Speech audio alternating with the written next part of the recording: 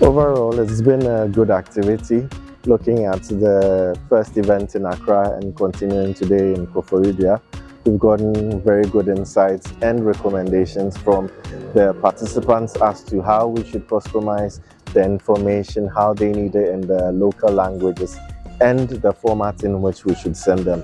I think it goes a long way to enhance the services that we provide as a meteorological agency. It's important that they also realize that the information that we give to them should be communicated timely enough to be able to ensure that citizens are able to anticipate and prepare enough for any hazards that are associated with the weather forecasts that are communicated.